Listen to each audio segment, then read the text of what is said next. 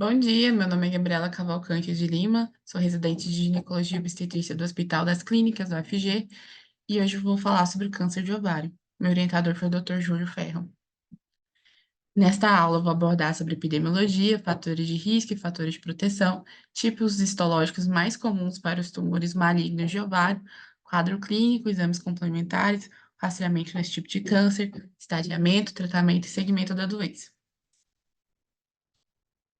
Câncer de ovário, segundo o INCA, é o oitavo câncer com maior incidência nas mulheres brasileiras, cerca de 3% de incidência, e é a segunda neoplasia ginecológica mais comum, porém, ela é a mais letal. Essa letalidade geralmente se dá por conta dos estágios mais avançados ao diagnóstico. A maioria dessas pacientes, cerca de 75% delas, vão ter o diagnóstico nos estágios 3 e 4. A idade de maior incidência é entre os 60 e 65 anos. Geralmente, esses pacientes têm o diagnóstico na sétima década de vida. Neste artigo de 2020, foram selecionadas 11 cidades de diferentes países da América Latina. Aqui no Brasil, a cidade escolhida foi a cidade de Goiânia.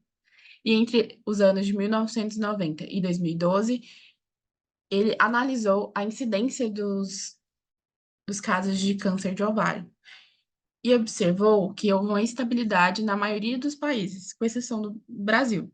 Aqui no Brasil, houve um aumento do número de casos de câncer de ovário, além de um aumento também da mortalidade por esse tipo de câncer. A incidência foi de 23,6 casos a cada 100 mil habitantes.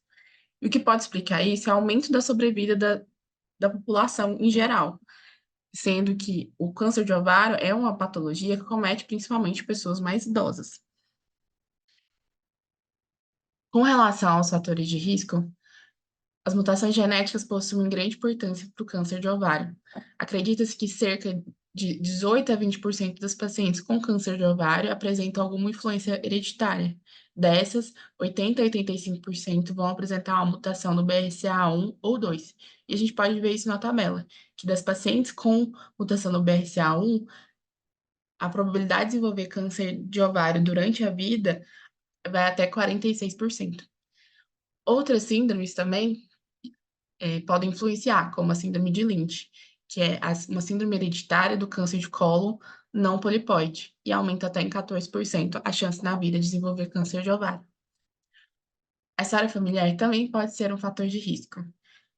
Porém, no UpToDate ele traz que é um fator de risco incerto. Algumas outras fontes falam que pode aumentar até em 3 vezes a chance de desenvolver um câncer de ovário. A infertilidade também é um fator de risco. A endometriose pode levar ao câncer de células claras, endometriose ou o carcinoma seroso de baixo grau. E o tabagismo também influencia, principalmente no carcinoma mucinoso. Outros fatores de risco envolvem a quantidade de estrogênio, exposição da paciente ao estrogênio ao longo da vida. Então, pacientes com menarca precoce, menopausa tardia, nuligestas, pacientes com obesidade, que têm uma maior conversão periférica de estrogênio, têm um maior fator de risco para desenvolver câncer de ovário. As drogas indutoras de ovulação também têm um papel incerto. Algumas fontes trazem que elas podem aumentar a chance de ter um câncer de ovário e outras que são indiferentes. Em relação aos fatores de proteção, o uso de dispositivo intrauterino e de contraceptivos orais podem diminuir o risco de desenvolver câncer de ovário. Em algumas literaturas falam que o uso do contraceptivo oral pode diminuir até 50% essa chance. A amamentação por mais de 12 meses também é um fator de proteção. Laqueadura tubária ou qualquer outra cirurgia que impeça a chegada de substâncias tóxicas ou irritativas no ovário também diminuem a chance de desenvolver o câncer. E gestação prévia também.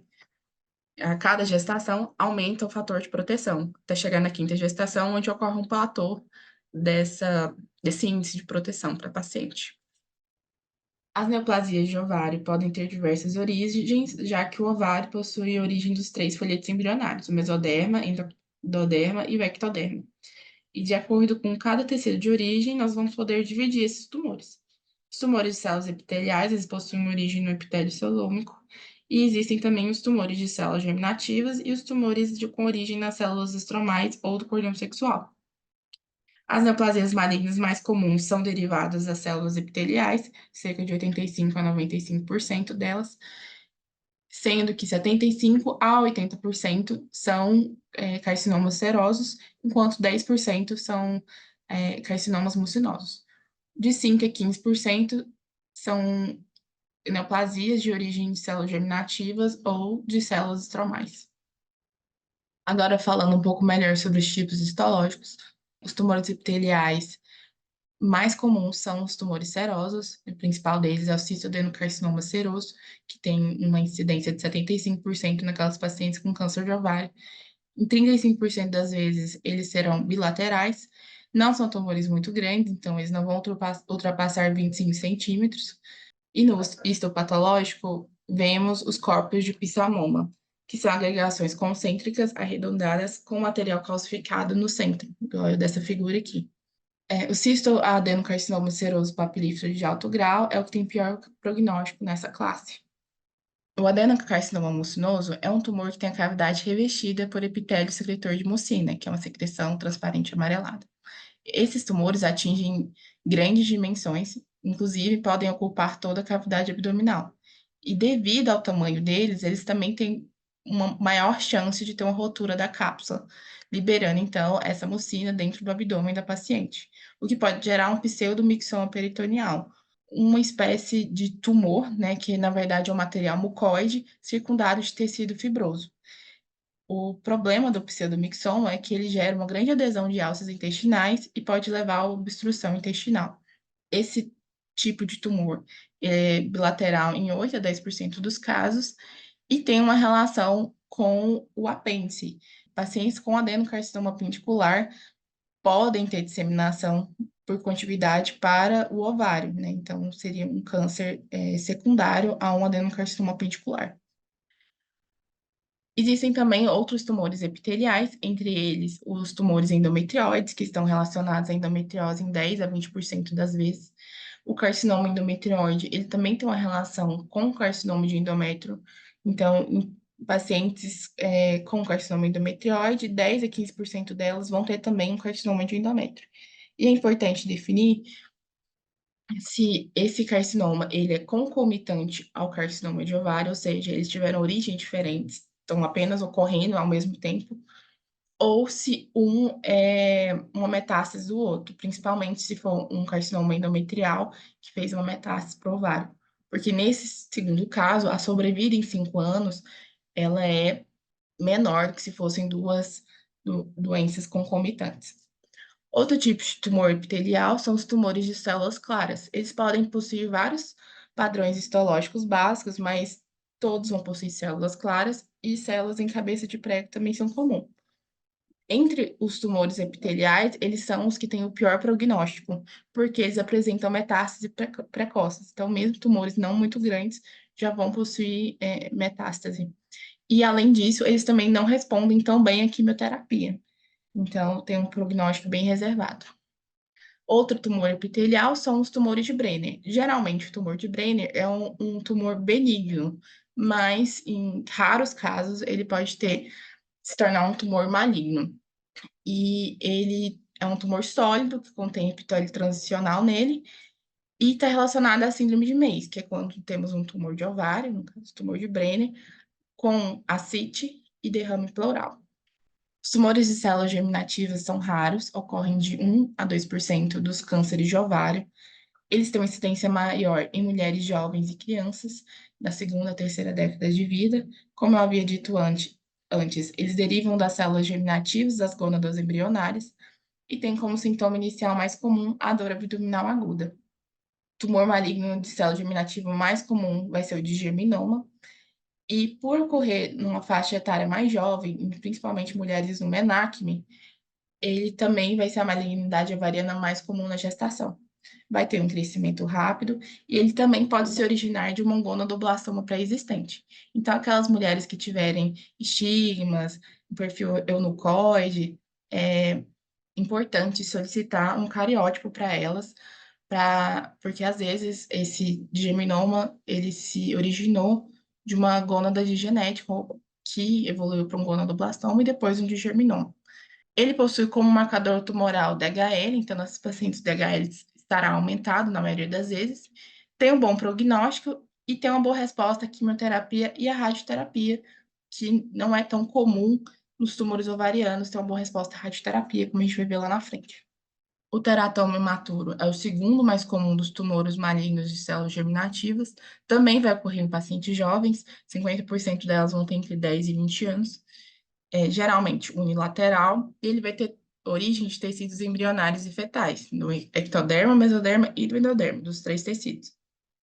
E diferente do teratoma maduro, né, que tem tecidos formados bem diferenciados, como dente, cabelo, o teratoma maturo não vai ter isso, justamente por serem tecidos embrionários e fetais. Eles vão ser graduados de acordo com a diferenciação em grau 1, 2 ou 3 e não tem marcadores tumorais presentes. Nessa primeira imagem, nós temos um digerminoma, que é uma lesão sólida, e como eu tinha dito, ele tem um crescimento rápido. Então, ele pode levar a sintomas compressivos e um quadro de abdômen agudo também. E do lado, a gente tem um teratoma imaturo, que diferente daquele teratoma maduro, como eu tinha dito, ele não vai ter tecidos bem diferenciados. Outros tumores de células germinativas incluem o carcinoma embrionário, que é extremamente raro, também vai ocorrer em pacientes muito jovens, e ele é secretor de estrogênio. Então, em crianças, ele pode simular uma pseudopuberdade precoce. Como marcadores tumorais, tem a alfa-fetoproteína e o beta-HCG, que estão aumentados nesse carcinoma, e ele tem um prognóstico muito ruim e reservado. Então, em todos os pacientes, independente do estágio e do grau de diferenciação, será realizada a quimioterapia. Outro tumor de células germinativas é o tumor de seio endodérmico ou carcinoma do saco vitelínico ou Yolk-Sac. Também ocorre em pacientes jovens de 16 a 18 anos. E ele, na histopatologia, vai apresentar os corpúsculos de Schiller-Duval, que são bem característicos desse carcinoma, que são estruturas com capilar central, circundado por um manto de células tumorais cúbicas ou colunares, o que vai lembrar um glomérulo renal. Esse tumor geralmente é unilateral e também vai ter como marcador tumoral a alfa-fetoproteína. Também tem um prognóstico ruim, todos os pacientes também vão ter que realizar a quimioterapia. Então, só para reforçar sobre os marcadores tumorais nas células germinativas, o de germinoma vai apresentar um aumento do DHL. O teratoma imaturo geralmente não tem nenhum marcador presente, mas pode ter um aumento pequeno do DHL. O tumor do seio endodérmico vai apresentar um aumento da fetoproteína, algumas vezes pode também ter um aumento pequeno do DHL, e o carcinoma embrionário apresenta aumento tanto do HCG como da alfa-fetoproteína. Os tumores de células dos cordões sexuais e do estroma gonadal representam 5 a 10% das neoplasias ovarianas. O principal deles é o tumor de células da granulosa, que possui um bom prognóstico, que geralmente é um tumor de baixo grau. No histopatológico, nós podemos ver os corpúsculos de Karl-Exner, que são folículos que vão reproduzir a disposição das células da granulosa em volta dos óvulos. Esse tumor também é secretor de estrogênio, então ele também pode levar a uma pseudopuberdade precoce, além de hiperplasia endometrial e naquelas pacientes com predisposição podem desenvolver um câncer de endométrio. Possui como marcador tumoral a inibina B. Outro tumor de células dos cordões sexuais é o tumor de células de Sertoli e Leite, que também pode ser chamado de androblastoma. Também vai ter um bom prognóstico por ser um tumor geralmente de baixo grau. Na maioria das vezes ele é unilateral e vai secretar androgênios. Por isso, 70% das pacientes com esse tipo de tumor terão virilização e amenorreia secundária. Os tecomas são também tumores de células dos cordões sexuais, vão apresentar uma hiperplasia do estroma cortical. Geralmente eles serão benignos, mas existem alguns casos raros que eles podem ter componentes malignos. Eles são tumores sólidos, arredondados, firmes, de superfície amarelada, geralmente unilaterais, e que também podem secretar estrogênio e levar a uma pseudopuberdade precoce. A maioria das pacientes com câncer de ovário geralmente estarão assintomáticas nos estádios iniciais. Quando começarem a ter alguns sintomas, provavelmente elas já estão em um estágio mais avançado.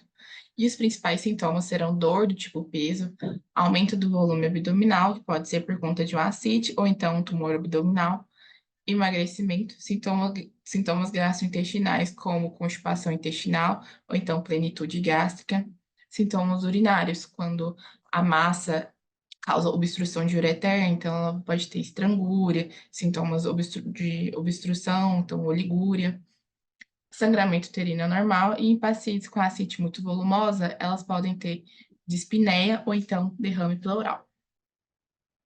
Entre os exames complementares que nós vamos solicitar está a ultrassonografia, que vai ser um exame muito útil, inclusive no diagnóstico, para poder diferenciar um tumor ovariano de benigno e maligno.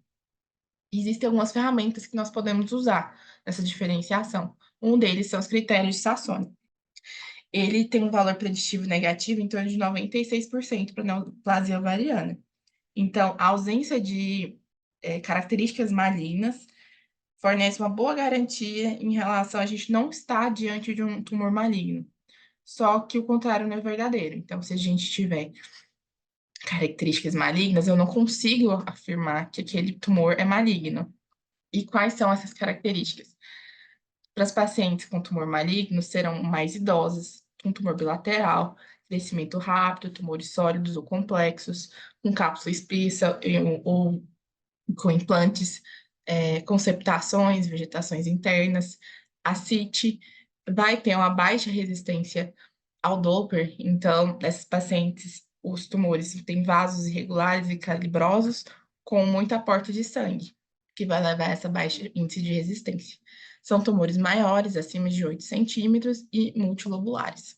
Outras ferramentas que também podemos usar são a classificação de IOTA e os JIRADs. Eu não vou aprofundar muito, porque eu acho que deve ter sido falado na aula de tumores benignos.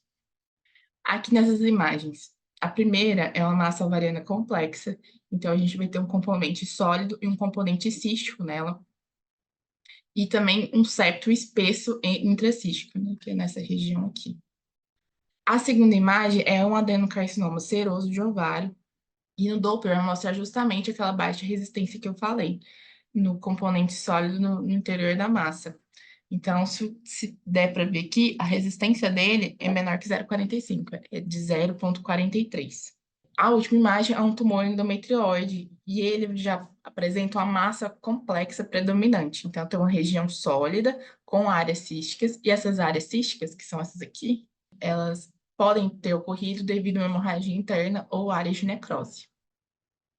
Além daqueles marcadores tumorais que eu já havia falado para os tumores de células germinativas e a NBDAM-B para os tumores de cordão sexual, nós também podemos solicitar marcadores tumorais para os tumores epiteliais.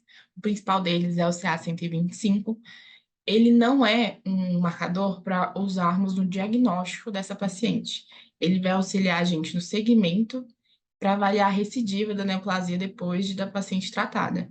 Ele vai estar normal em 50% das neoplasias em estágio 1, ele também está alterado em várias outras patologias. Então, por isso que a gente não usa ele no diagnóstico. E ele não aumenta em tumores mucinosos, ele aumenta principalmente em tumores serosos. Outros marcadores são o CEA e o CA199, que vão aumentar principalmente nos tumores mucinosos e também não são usados para dar o diagnóstico apenas no segmento dessa paciente. Outros exames complementares que podemos solicitar é o raio-x de tórax e ultrassonografia de abdômen total, para realizar o estadiamento dessa paciente, colonoscopia. Também podemos solicitar endoscopia digestiva alta para descartar o tumor de Krukenberg, que faz metástase para a região ovariana. Realizar tomografia computadorizada também pode auxiliar no estadiamento, ressonância magnética, e o PET-CT também pode ser de ajuda naquelas pacientes que estejam fazendo o estadiamento. Um assunto muito falado nos últimos anos é sobre o rastreamento do câncer de ovário. Vários estudos inicialmente propuseram a realizar ultrassom endovaginal anual junto com a dosagem do CA-125 para aquelas pacientes, principalmente de alto risco, como forma de rastreamento do câncer de ovário.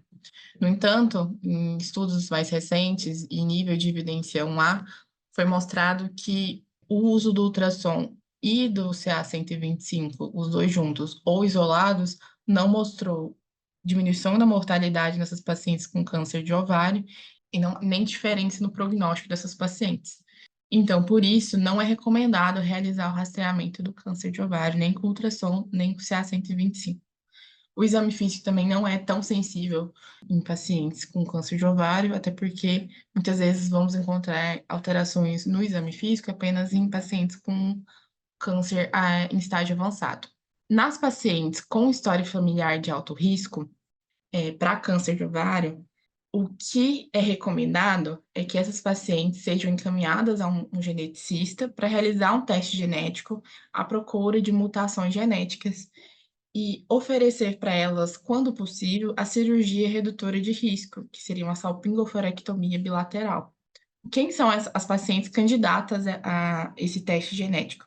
Aquelas pacientes de alto risco que possuem risco superior a 20 a 25% de desenvolver um câncer de ovário. Então, mulheres com antecedente pessoal de câncer de mama, mulheres com câncer de ovário e com uma familiar próxima com câncer de mama, que surgiu antes dos 50 anos, ou câncer de ovário, pacientes que têm ancestrais Ashkenazi, que é um grupo judaico que foi provavelmente onde tiveram a primeira mutação genética para o câncer de ovário hereditário, mulheres com menos de 50 anos com familiares próximas com câncer de ovário ou familiares próximos do sexo masculino com câncer de mama, e mulheres com familiares de primeiro grau ou segundo grau, sabidamente com mutações dos genes BRCA1 ou BRCA2.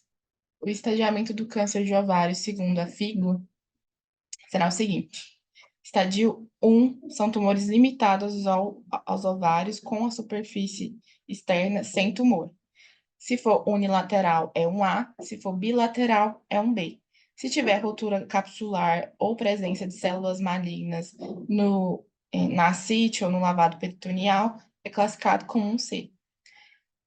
No estádio 2, o tumor, além de envolver os ovários, vai ter extensão para a pelve. Então, no 2A, essa extensão, essa metástase, será para o útero e para as tubas uterinas, e 2B para outros órgãos pélvicos. Da mesma forma que se tiver ruptura capsular ou ascite com células malignas, é classificado como 2C. Além do tumor nos ovários, terão implantes peritoneais fora da pelve, confirmados histologicamente, ou linfonodos regionais positivos. Se tiver metástase superficial do fígado, também será estadio 3. Então, o 3A vai ter tumor macroscopicamente limitado à pelve, com linfonodos negativos, mas na histologia você vai encontrar implantes microscópicos na superfície do peritônio e do abdômen, incluindo intestino delgado ou mesentério. No 3B, esses tumores, além dos ovários, eles vão ter metástase para peritônio, superficiais, só que tem que ter menor que 2 centímetros de diâmetro. E os linfonodos também são negativos. Se os linfonodos forem positivos, é classificado como 3C, ou se a metástase peritoneal for maior do que 2 centímetros, também será considerado como 3C. No estádio 4, o tumor vai fazer uma metástase à distância. Esse paciente pode ter um derrame pleural ou vai ter metástase por parênquima hepático. Aí também será considerado 4, diferente lá do 3, que é só na superfície do fígado. Então, aqui só para visualizar melhor a questão do estadiamento, no 1A, nós vemos o tumor unilateral restrito ao ovário, no 1B, o tumor bilateral restrito ao ovário, e no 1C, o tumor ocupando a superfície do ovário ou com lavado peritoneal líquido acítico com presença de células malignas. No 2, né, o tumor já não é mais restrito aos ovários, ele já se estende pela pelve. Então, no 2A, tem metástase para tubas ou útero. No 2B, metástase para outros órgãos pélvicos. E no 2C, vai ter o líquido acítico ou lavado peritoneal com células malignas. No 3A, macroscopicamente, a gente só vai ver o tumor restrito à pelve, Porém, na biópsia dos implantes, na biópsia peritoneal, nós vamos ver implantes microscópicos. No 3B, já é possível ver implantes no peritônio, só que eles serão menor que 2 centímetros. E no 3C, esses implantes serão maior que 2 centímetros ou terá a presença de linfonodos positivos. E no 4 é a metástase de distância, no caso, no parênquima do fígado, porque se for só na superfície do fígado, a gente classifica como 3. A metástase no câncer de ovário, ela é geralmente por disseminação linfática ou por esfoliação. Como assim? As células malignas serão liberadas na cavidade peritoneal. E uma característica peculiar desse tipo de tumor é que geralmente os implantes serão superficiais, não cometerão partes mais internas dos órgãos. Outra classificação também importante, tanto para o prognóstico como para o tratamento dessas pacientes com câncer de ovário, é o grau histológico do tumor dela. Pacientes com grau 1 serão tumores bem diferenciados, com menos de 5% de células indiferenciadas.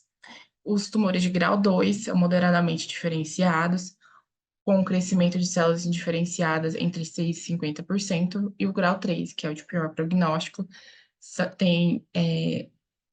é um tumor indiferenciado com mais de 50% de células indiferenciadas. O grau X é aquele que não foi possível avaliar a diferenciação daquele tumor. Os fatores prognósticos para o câncer de ovário patológico, né, seriam um tumor de células claras, tumores endometrioides, tumores mucinosos de grau 3, mais indiferenciados. Ou então citologia peritoneal positiva. Todos esses fatores são de pior prognóstico para paciente com câncer de ovário. Tumores aneuploides também são de pior prognóstico. E nos clínicos cirúrgicos, além da idade avançada, o estado nutricional e a paciente ter outras comorbidades, um que é importante destacar é a ruptura espontânea da cápsula. Então, aquelas pacientes que têm uma ruptura da cápsula no pré-operatório, antes da cirurgia, elas têm um pior prognóstico do que, por exemplo, aquelas que rompem a cápsula durante o intraoperatório. A ruptura intraoperatória ela não vai modificar o prognóstico dessa paciente. Com relação ao tratamento, nós sempre vamos tentar, quando possível, o tratamento cirúrgico. E como esse tratamento é feito? Primeiro, nós vamos fazer uma incisão mediana, seja ela infra, trans, para ou supraumbilical, isso vai depender do tamanho do tumor.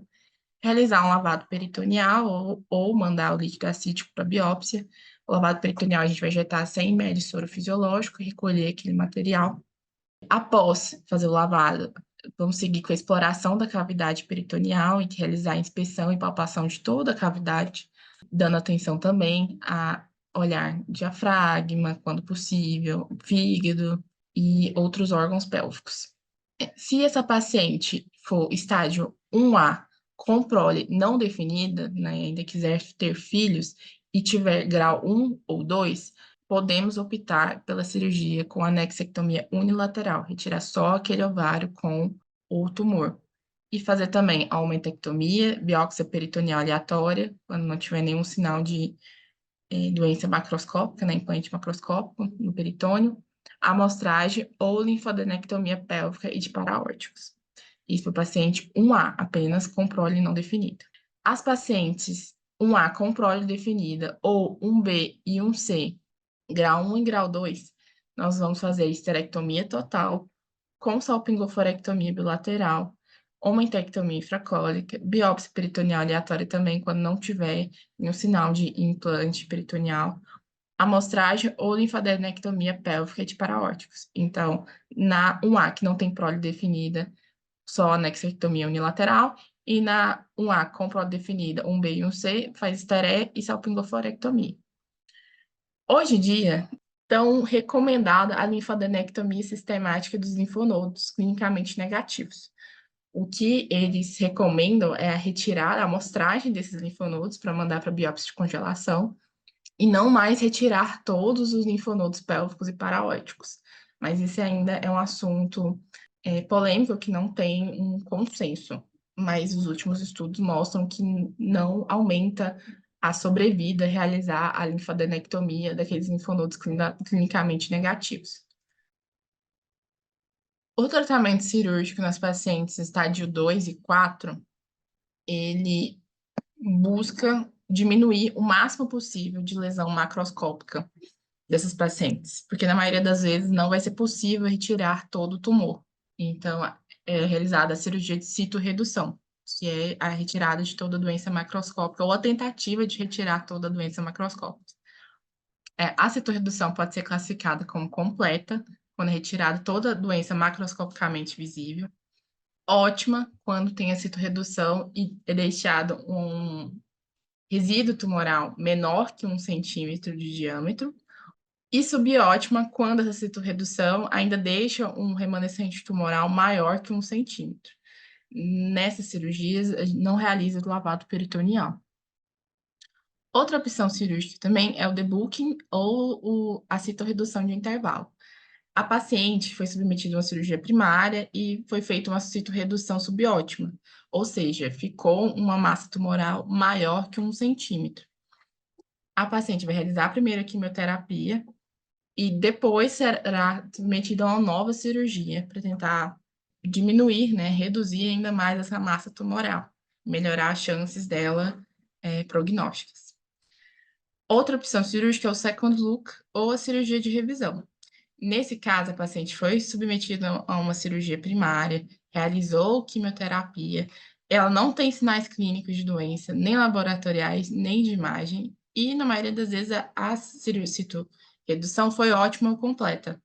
Então, ela não tem sinais de que tem doença pélvica no abdômen. Mas aí é feita a cirurgia só para ter certeza que não tem essa massa tumoral. A literatura não recomenda mais realizar o second look ou a cirurgia de revisão porque não melhora o prognóstico e só aumenta a morbidade da paciente.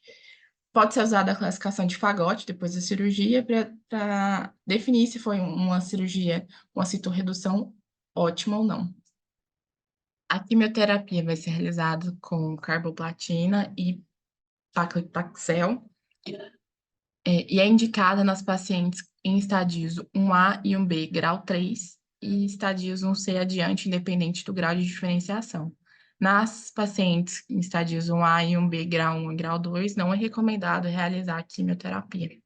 Geralmente, a gente faz a quimioterapia adjuvante após a cirurgia, mas em alguns casos é recomendado fazer a quimioterapia neoadjuvante, antes da cirurgia primária. É recomendado, principalmente em pacientes com condição clínica limitante, então pacientes instáveis, que não têm condição operatória naquele momento, pacientes em estágio 4, tumores muito grandes, difíceis de ressecar, pacientes com presença de ascite volumosa, ou então metástase extraperitoneal extensa, que também dificulta a cirurgia. Nessas pacientes será realizada a quimioterapia neoadjuvante com 3 a 6 ciclos, depois a cirurgia de citorredução, e depois da cirurgia ainda tem que repetir a quimioterapia, agora a quimioterapia adjuvante com 3 a 6 ciclos. Então, essas pacientes, elas todas precisam fazer pelo menos 6 ciclos ao longo de todo o tratamento, no máximo 12 ciclos. Também existe a opção da quimioterapia intraperitoneal, que é indicada em pacientes com carcinomatose peritoneal ou doença primária ou recorrente, após a cirurgia citorredutora completa, sem doença macroscópica. Essas pacientes podem se beneficiar da quimioterapia intraperitoneal hipertérmica. A radioterapia, ela não está indicada no tratamento primário ou adjuvante dessas pacientes. Ela pode ser usada em raríssimos casos como um tratamento paliativo em tumores muito grandes, com pacientes que estão muito debilitadas. Então, é quando a gente usa radioterapia ou naqueles tumores de células germinativas que eu comentei anteriormente. A radioterapia ela não é usada de rotina. Então, aqui, esse é um fluxograma do nosso manual de ginecologia do departamento. Então, quando uma paciente tem um diagnóstico de câncer de ovário, né, um tumor maligno, se ela tiver uma prole definida, a gente pode tentar fazer a cirurgia só com a forectomia unilateral, se for 1A, grau 1 ou grau 2, 1B e 1C, obrigatoriamente vai precisar tirar fazer esterectomia e salpingoforectomia bilateral mesmo sem a prole definida. E naquelas com a prole definida, Um A, um B, grau 1 e grau 2 já vai direto para cirurgia e não é necessário quimioterapia. Um A, um B, grau 3 ou um C fazem a cirurgia e depois a quimioterapia adjuvante. Naquelas pacientes estádio 2 ou 3, a cirurgia recomendada é a citorredução com quimioterapia adjuvante. E na cirurgia, no estádio 4, é realizada quimioterapia neoadjuvante antes, para depois realizar a cirurgia de citorredução. O segmento é realizado, as primeiras consultas pós-operatórias vão ser no 7º, 14º dia pós-operatório, para retirada dos pontos e encaminhar essa paciente para quimioterapia, quando tiver indicação. Lembrando que a biópsia, não existe biópsia percutânea, tirar um pedaço do ovário, você tira a peça, faz a secção da peça. Você pode fazer uma biópsia de congelação, que é durante a cirurgia, ou então a biópsia depois mesmo, um histopatológico depois. Os retornos serão feitos de 3 em 3 meses por 3 anos, depois semestrais no 4º e no 5º ano após a cirurgia e anualmente após o 5º ano da cirurgia. Todo retorno a gente tem que realizar na paciente o exame pélvico e exame físico completo e solicitar os exames de segmento, que vai ser o ultrassom de abdômen total e pelve. Em algumas literaturas, eles trocam o ultrassom pela tomografia. Quando a paciente tiver ao diagnóstico CA-125 elevado, a gente também vai solicitar nas consultas de retorno o CA-125 ou então o CEA nos tumores mucinosos. A taxa de sobrevida dessas pacientes em 5 anos para o câncer epitelial de ovário depende do estágio que foi iniciado o tratamento. Então, naquelas pacientes que começaram o tratamento no estágio 1, por exemplo, elas têm uma sobrevida de 92% em 5 anos. Já aquelas que já têm metástase à distância, a sobrevida delas em 5 anos é muito baixa, de 27%. Lembrando que os fatores prognósticos favoráveis são pacientes mais jovens, boa performance na quimioterapia, tipos celulares diferentes dos tumores de células claras ou mucinosos, tumores bem diferenciados, ressecção cirúrgica que deixa tumor menor do que 1 centímetro, ou a citorredução ótima, ausência de ascite e tumor residual menor após a cirurgia de citorredução primária. Nos casos de recidiva, geralmente o diagnóstico é feito pela elevação gradual dos níveis de CA-125, que será o primeiro sinal. Essas pacientes não tiverem nenhum tratamento em 2 a 6 meses, vão demonstrar clinicamente os sintomas de recidiva. A recidiva, ela não tem um bom prognóstico, tem um prognóstico reservado. Quando ela ocorre durante a quimioterapia primária, a gente fala que esses tumores são platino-refratários, e as recidivas nos 6 meses seguintes são tumores platino-resistentes. E, como eu disse, são tumores de prognóstico reservado, e a única opção, na maioria das vezes, é uma quimioterapia paliativa não baseada na platina. Se a recidiva for após 6 meses de quimioterapia, são tumores sensíveis à platina, e tem um melhor prognóstico que esses outros 2 tipos de tumores. Essas foram as minhas referências bibliográficas e muito obrigada.